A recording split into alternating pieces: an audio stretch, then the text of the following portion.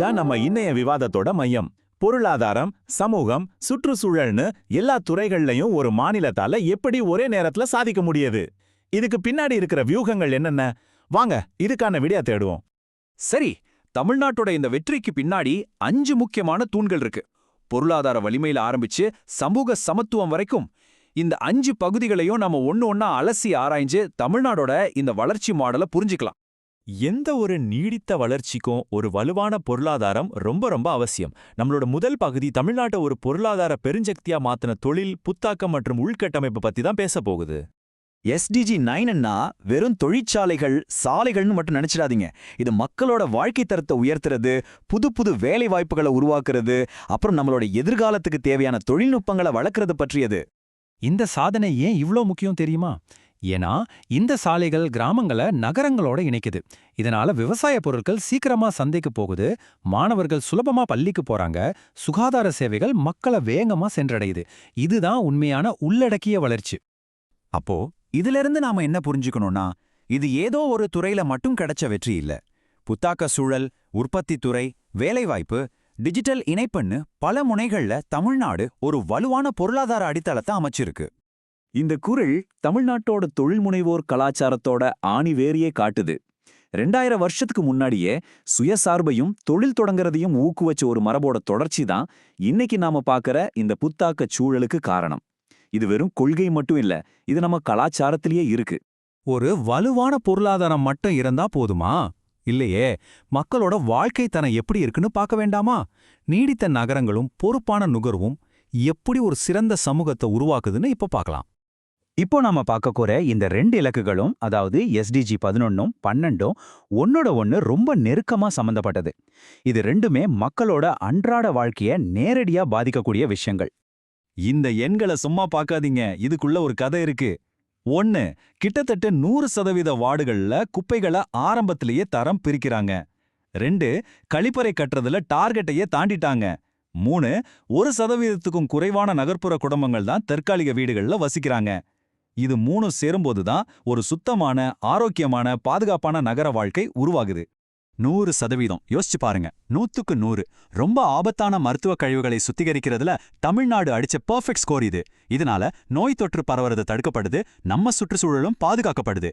இது SDG 12ல ஒரு முக்கியமான மைல்கல். வள்ளுவர் ஒரு சிறந்த நாட்டை எப்படி வரையறுக்கிறார் பாருங்க. செல்வம் கொழிக்கிறது மட்டும் இல்ல, அழிவை தர்ற காரணங்கள் இல்லாம இருக்கிறதே சிறந்த நாடுன்னு சொல்றாரு. இது இன்னைக்கு நாம பேசுற நீடித்த நகரங்கள், அதாவது சஸ்டைனபிள் சிட்டிஸ் கான்செப்டுக்கு எவ்வளவு அழகா பொருந்தது. சரி, பொருளாதாரம், சமூக வாழ்க்கை எல்லாம் பார்த்தாச்சு.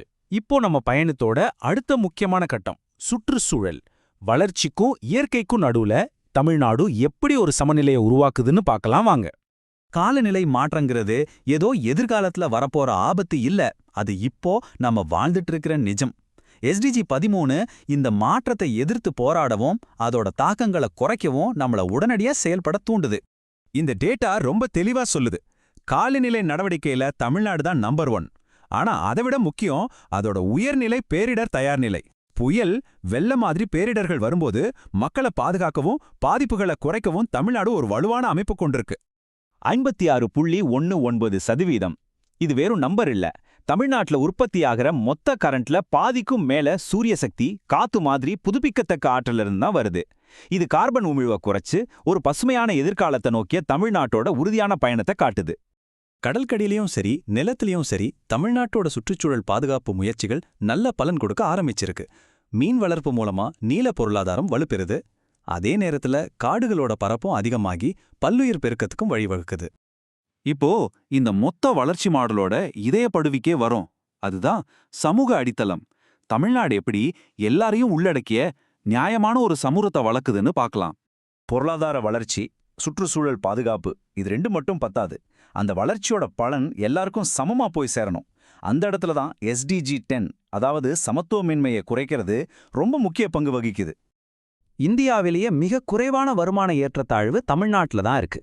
இதை அளவிடுற கின்னி குணகம் இங்க ரொம்ப குறைவா இருக்கு. இன்னும் சிம்பிளா சொல்லணும்னா, ஏழைக்கும் பணக்காரருக்கும் நடுவில் இருக்கிற இடைவெளி இங்க ரொம்ப குறைவு. இதுதான் சமூக நீதியோட உண்மையான அளவுகோல். சமூக சமத்துவங்கிறது பெண்களோட பங்களிப்பு இல்லாம முழுமையடையாது. பாருங்க, உள்ளாட்சி அமைப்புகள்ல சரி பாதிக்கு மேல பெண்கள் இருக்காங்க. உயர் தொழில்நுட்ப பணிகள்ல கூட ஆண் பெண் விகிதம் சமமா இருக்கு. இது தமிழ்நாட்டோட உள்ளடக்கிய வளர்ச்சிக்கு ஒரு மிகச்சிறந்த சான்று. இறுதியா நம்மளோட கடைசி தூணுக்கு வந்திருக்கோம். இந்த எல்லா சாதனைகளுக்கும் அடித்தளமா இருக்கிற கூட்டாண்மைகள் மற்றும் வலுவான நிதி நிர்வாகத்தை பத்தி பார்க்கலாம். இதுல நாம கவனிக்க வேண்டிய மிக முக்கியமான விஷயம் என்னன்னா, தமிழ்நாடு வளர்ச்சியோட பயனாளியா மட்டும் இல்லாம அந்த வளர்ச்சியை இயக்குற ஒரு சக்தி வாய்ந்த இன்ஜினா இருக்கு. சொந்த வரி வருவாய், அதிக ஏற்றுமதின்னு தன்னம்பிக்கையோட முன்னேறி தேசத்தோட வளர்ச்சிக்கும் பெரிய அளவுல பங்களிக்குது. பொருளாதாரம், சமூகம், சுற்றுச்சூழல்னு எல்லா துறைகள்லயும் ஒரு வலுவான அடித்தளத்தை தமிழ்நாடு அமைச்சிருக்கு. இந்த பயணத்துல அது இந்தியாவுக்கே ஒரு வழிகாட்டியா இருக்கு.